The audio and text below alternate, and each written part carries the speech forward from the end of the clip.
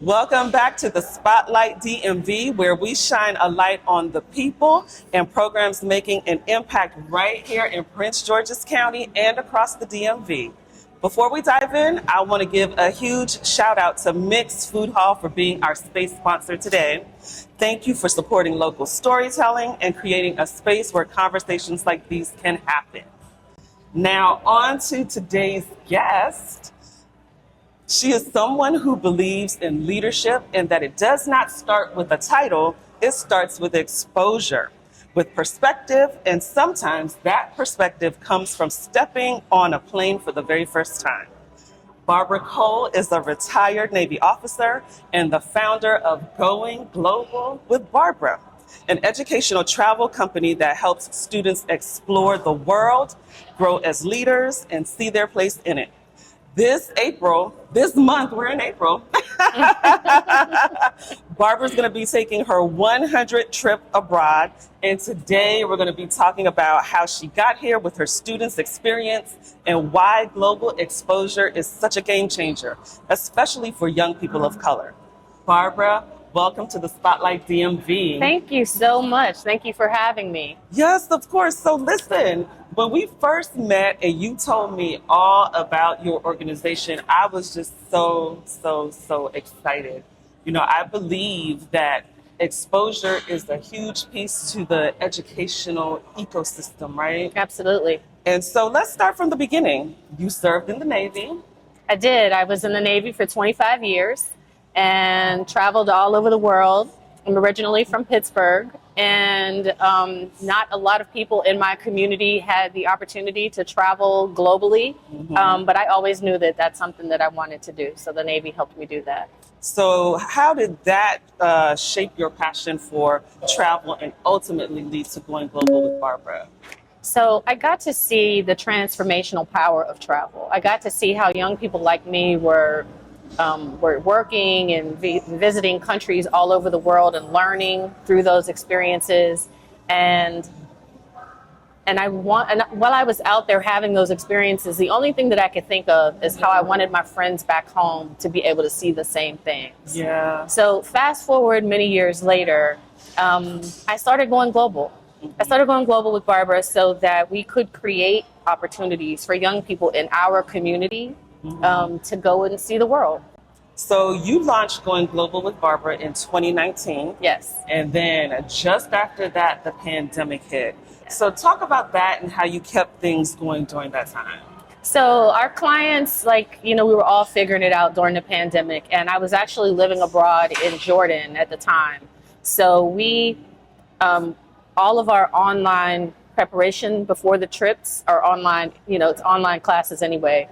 And so we just extended them from 6 weeks to 20 weeks. And we came up with new curriculum every week to keep our students engaged and interested in going abroad and living a life outside their communities. Well, so you just touched on the curriculum.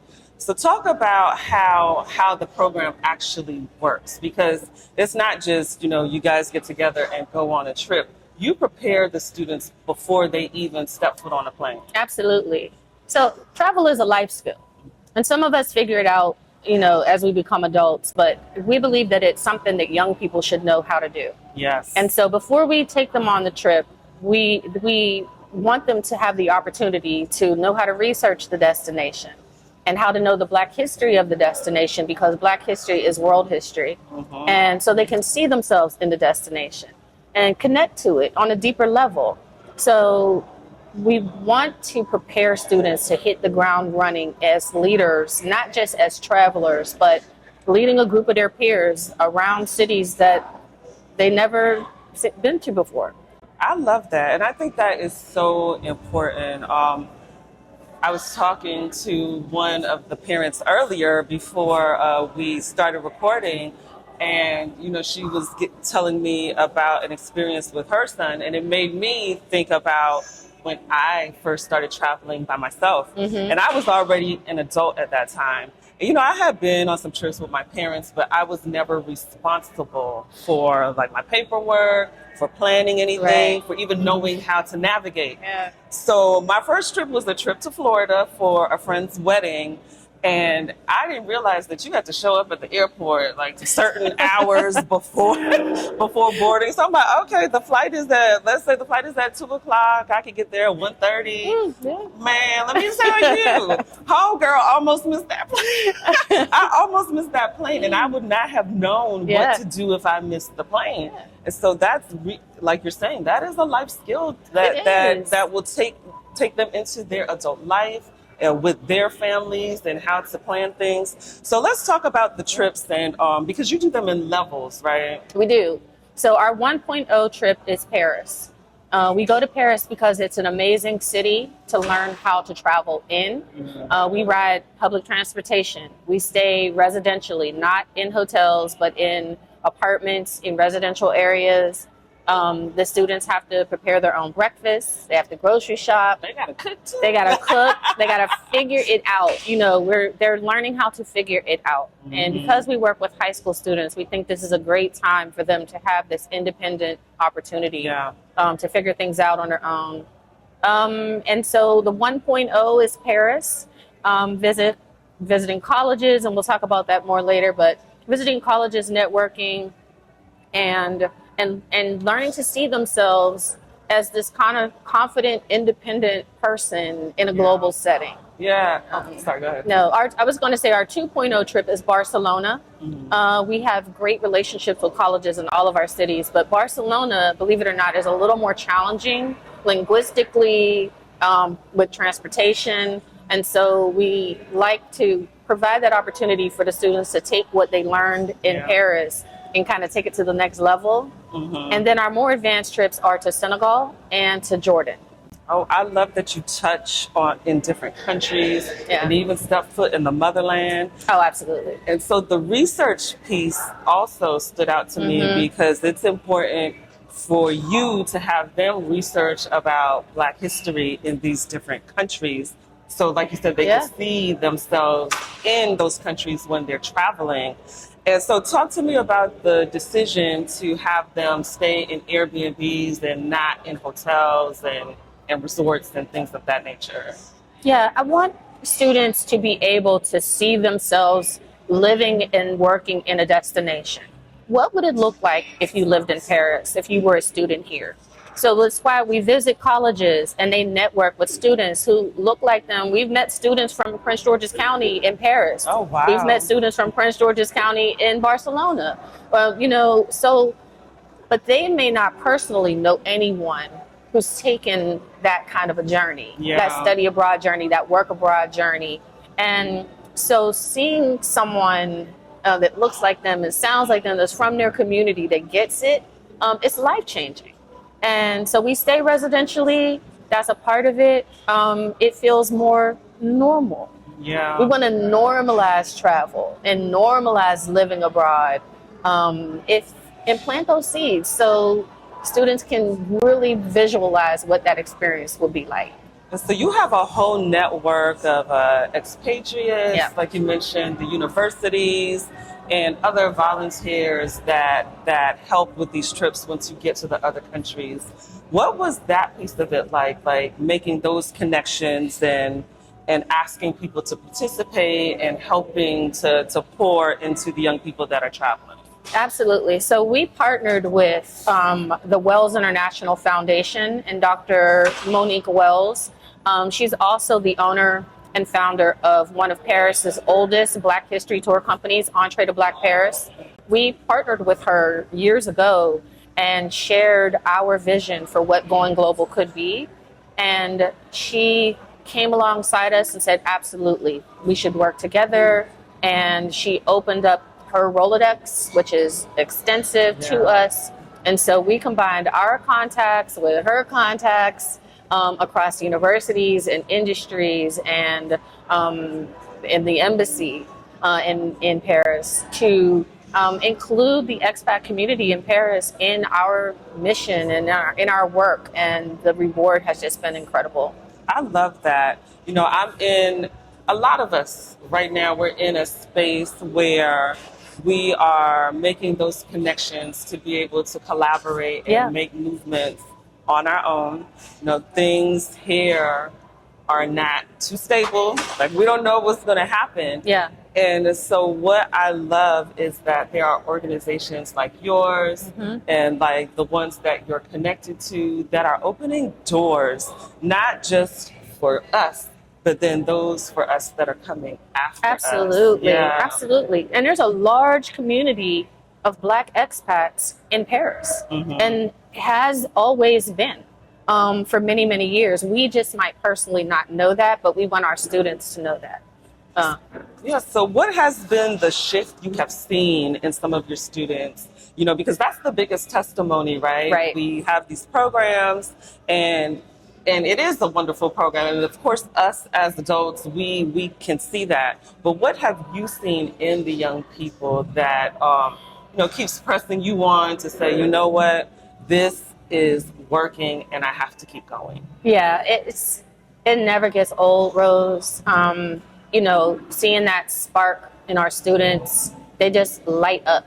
At the end of the day, when they've been the day leaders for the day and they've moved a group of their peers on and off the metro all around Paris, doing these challenging things. Yeah. At the end of the day, we come together for, our kind of closeout session for the day. And sometimes that session's at the base of the Eiffel Tower, and watching our young people sit there while their peers tell them what a great job they did and pour into them and lift them up. In those moments, that tower might be lit up, but it's the spark in our students, the light in our students, it outshines it all. So we love that. It changes the way they see themselves. Yeah. And we know what's possible for our young people, but sometimes we have to take them out of the environment that they're in, Yes. take them to a new space, a new place, so that those seeds can breathe, that possibility can breathe in them. And we just love it so much. It never, ever gets old. I love that. And that is what is important, to give them that confidence to know that they can achieve the things that they set out to achieve. I was actually listening to Jay Shetty's podcast, and he had the creator of a payment system. I cannot remember her name, but she was talking about the household that she grew up in and the way that her parents poured into her from such a young age that her mind never thought that she could not achieve the things that she set out to achieve. And so at 26, when she wanted to break into fintech and, she didn't really see a way because the companies that she was working for, the boys, all boys club kind of thing, right? And so her dad was like, well, just start your own. And she's like, you know what? You're right. And she did it and turned it into a $1 billion company. And so these are the seeds that you are planting into our young people, that they have the confidence to be able to do anything that they set out to. Absolutely. And that's the confidence that I grew up with. I grew up with a mom who traveled, who was a journalist and a writer and believed that she could. She could do whatever she put her mind to, and she imparted that to my sister and I, and that's exactly what we've done. I joined the Navy in the 80s. It was not very diverse, racially or gender-wise, in terms of the fields that I worked in. So any opportunity that I wanted, I had to really fight for that and show up for myself in that way. So it's one thing, we do that in one way when we're young, but then as we get older and we begin to really think about what's our purpose, I've come into understanding that really this is the work that, we really want to do, is helping young people and imparting to them that same level of empowerment. Love it. And then I know that it is the young people that are going through the curriculum, doing the research, planning the trips. But I'm quite sure that it also has an impact at on their home life with the parents. So what is that like, navigating with their parents?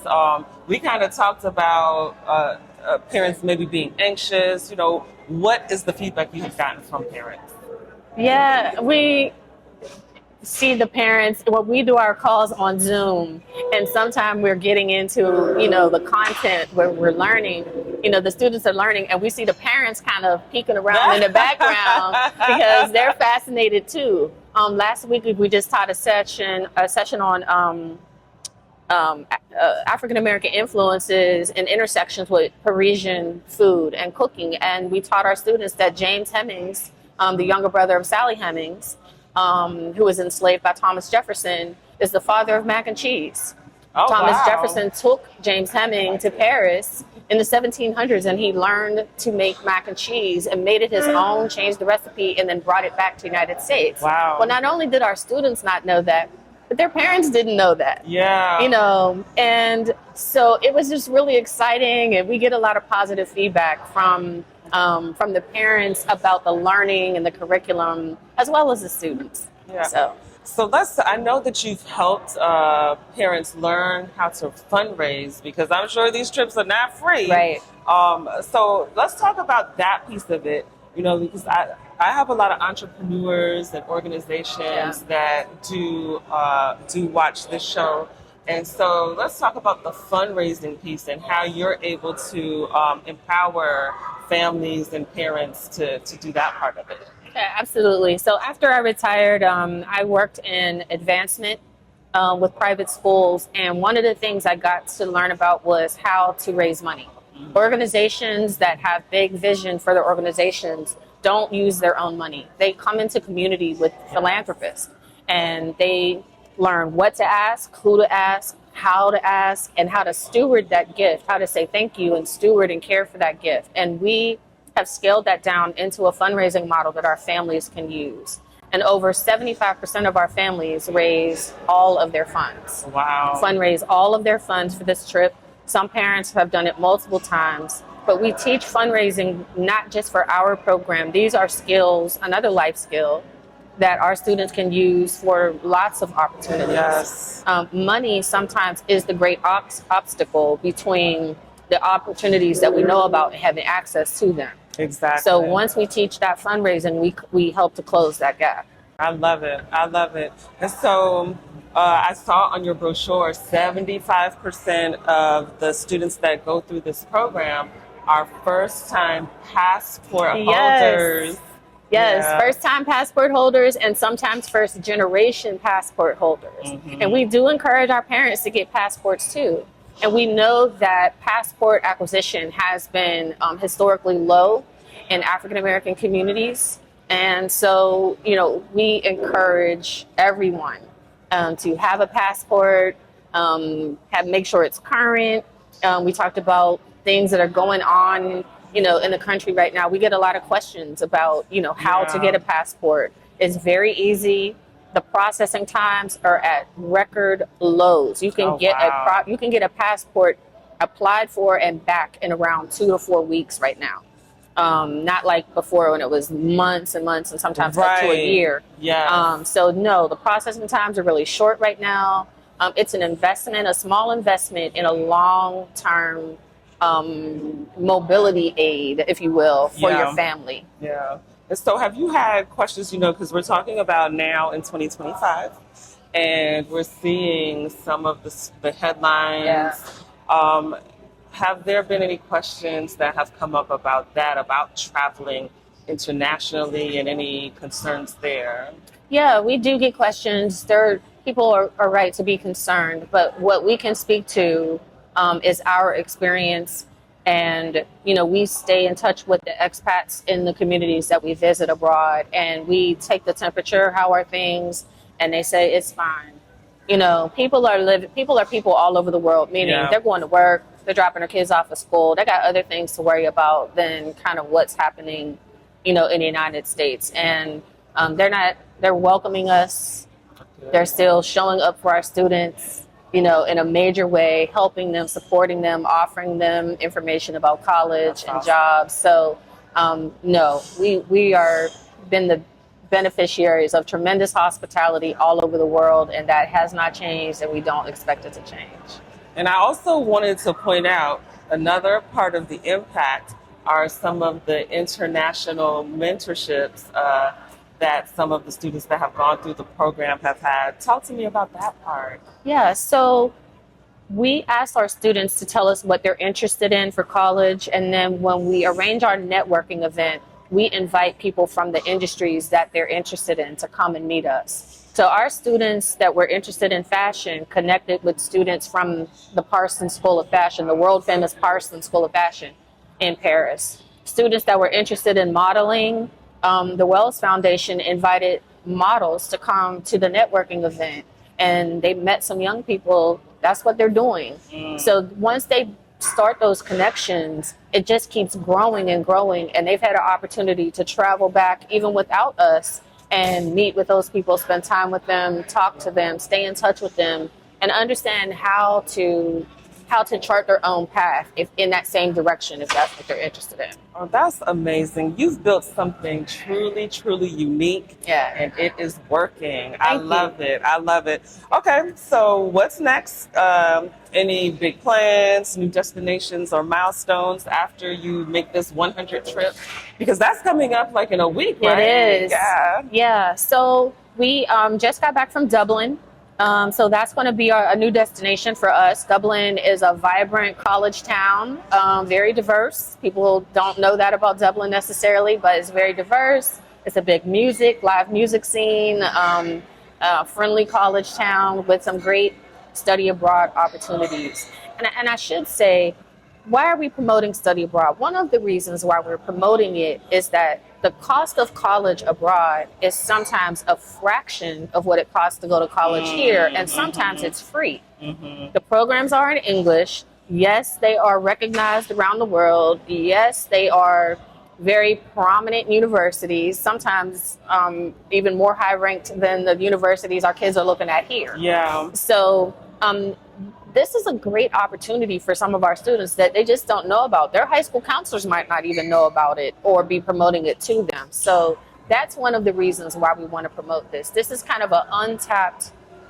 pool of opportunity that we want to bring to our students. Yes, and I was at Monument Academy Boarding School, which is in Northeast DC. I was there this week, and I was talking to some of the students, and I mentioned, because they have a media broadcasting training, and so I mentioned to them about the Spotlight DMV on YouTube, and I told them that I would be talking to you today, and I told them about going global with Barbara and what it's all about. And one of the young ladies said, "Oh, well, is that coming to our school?" And I looked at their outreach person, and I was like, "Hey, I got the connection for you." Yes, absolutely. Yeah, that's fantastic. We would love to talk to them. We do talk to schools and youth organizations. Some of our parents book with us directly, and then some are organizational. So we're very excited to partner with schools and all of the different organizations within our community that are also investing in shaping the futures of young people. Yes. Well, thank you so much for sharing your mission with us and expanding the worldview of the next generation. For the folks that are watching and want to support or learn more about Going Global with Barbara, how can they connect? Absolutely. So they can reach out to us at www.goglobalwithbarbara.com. And you will find links to our upcoming trips, and you will also see links to our scholarship program. That is one of the ways that people can donate directly to us, and those funds go directly to our students and not to our operations. We distribute them to students in need to make sure that our program remains accessible to all students, and we appreciate your support. Okay, I'll be dropping the links in the description so that you guys can connect with Going Global with Barbara. Once again, thank you for being on the Spotlight DMV. And thank you to Mixed Food Hall, again, for providing this incredible space to film today's episode. If you're enjoying and like this episode featuring organizations like Going Global with Barbara, do me a favor. Like, share, and subscribe so more people can discover the powerful work happening right here in our communities. This is the Spotlight DMV, where we amplify the people, programs, and possibilities shaping the future of Prince George's County, Maryland, and beyond. Thanks for watching. We'll see you next time. Awesome. Thank you for Thank having you. me. Yay, that was awesome. Right.